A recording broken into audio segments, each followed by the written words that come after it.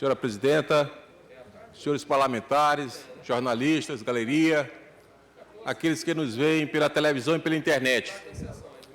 Nesta quarta-feira, presidenta, já bastante esvaziada, mas eu tive ausente segunda e terça-feira e não pude travar um debate que eu acho que é muito importante e que está tomando conta de todo o país. E sobre esse debate, eu já havia me posicionado anteriormente, né? E gostaria de voltar ao tema após a decisão do Congresso Nacional. É um tema muito importante, eu acho que está acima de questões partidárias e ideológicas, e o posicionamento que eu adotei antes é que a situação em que o Brasil se encontra, e em função dos atos praticados pela presidenta Dilma Rousseff, ela, de fato, cometeu, Cabo Campos, crime de responsabilidade. E não foi só um crime de responsabilidade, foram vários crimes de responsabilidade. E está previsto na Constituição brasileira e, aliás, na Constituição de todos os países democráticos que têm o regime presidencialista, instrumentos em que os presidentes que cometeram crimes de responsabilidade, eles podem ser afastados dentro da lei, obedecendo à Constituição, obedecendo ao Supremo Tribunal Federal e se submetendo ao julgamento do Congresso Nacional. E esses crimes de responsabilidade estão também, não é só uma questão meramente formal, eles estão ligados à realidade que o Brasil hoje vive, a realidade do desemprego, a realidade da queda do PIB nacional, dos juros escorchantes, das lojas sendo fechadas e do desemprego. Esses crimes que foram cometidos pela presidenta da República estão intimamente ligados à situação da economia brasileira e à situação que as famílias brasileiras, principalmente as mais pobres, vêm sofrendo. E eu digo, deputado Adriano Sarney, de acordo com a lei 1079 de 1950, que regula o impeachment, no seu artigo 11, ela trata que é crime de responsabilidade. No artigo 10, ela trata que é crime de responsabilidade os crimes que atentem contra a lei orçamentária. No artigo 10, item 2, exceder ou transportar sem autorização legal verbas do orçamento. E foi exatamente isso que a presidenta fez. Existia um orçamento, ela editou uma série de decretos alegando excesso de arrecadação, quando não existia excesso de arrecadação, pelo contrário, e ela tinha que submeter esses decretos ao Congresso Nacional, e ela não submeteu ao Congresso Nacional, desrespeitando o poder legislativo, desrespeitando a separação dos poderes. Ela editou decreto dizendo que tinha dinheiro que ela não tinha e não submeteu ao Congresso Nacional. Isso está previsto na lei do impeachment como crime de responsabilidade. E também, na própria lei de impeachment, no artigo 10, no item 9, ordenar ou autorizar, em desacordo com a lei, a realização de operação de crédito com qualquer uma das demais entes da federação, inclusive suas entidades da administração indireta, ainda que de forma de novação, refinanciamento ou postergação. Ou seja, exatamente o que a presidenta fez. Ela pediu empréstimo para a Caixa Econômica, para o Banco do Brasil, quando é vedado no artigo 9º da lei do impeachment. E diz, na lei do impeachment, Cabo Campos, que isso aqui, deputado Cabo Campos, que isso é crime de responsabilidade.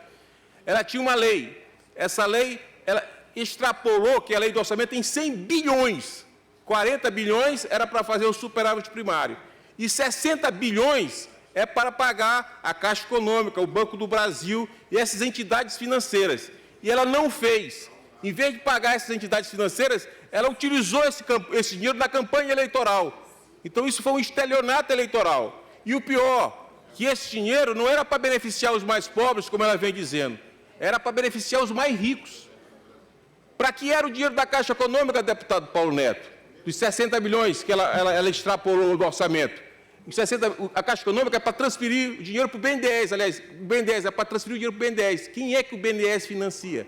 O BNDES financia a Odebrecht, que tinha obra em Angola, tinha obra em Cuba, e esses recursos da Odebrecht, segundo a Lava Jato, parte deles foram transferidos para o marqueteiro João Santana, que fez a campanha da Dilma na eleição de 2014. Então, aí vincula não só ela beneficiar as classes mais favorecidas, tipo Odebrecht, Eike Batista, Bunlai, JBS, mas também vincula esse recurso que ela extrapolou do orçamento a recursos indevidos que foram aprovados na Lava Jato, ao Petrolão. Então, ela prejudicou a população, não a mais pobre, mas beneficiando principalmente a mais rica.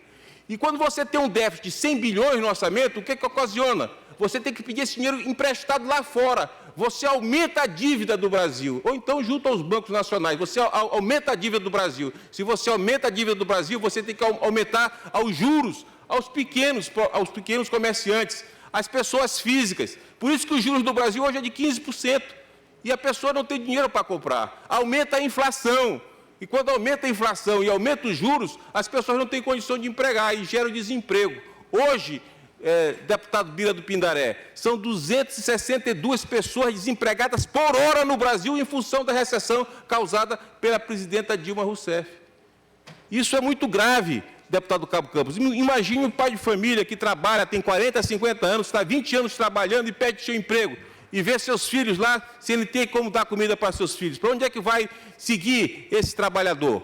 Então, a presidente Dilma, cometendo essas infrações que estão previstas na lei do impeachment como crime de responsabilidade, ela comprometeu toda a economia brasileira e trouxe o Brasil para a situação econômica que se encontra hoje. Hoje. Além disso, esse processo é um processo político-jurídico. O presidente Collor foi empichado também. Tinha voto popular, cometeu irregularidade e foi empichado. Mas não é um processo só jurídico. O Congresso julgou o Collor tinha que sair da presidência da República. E o Supremo Tribunal Federal, na parte jurídica, inocentou o Collor. Então, não é estritamente jurídico, é jurídico e político. E a presidente Dilma não só cometeu esses crimes, como se beneficiou de dinheiro irregular.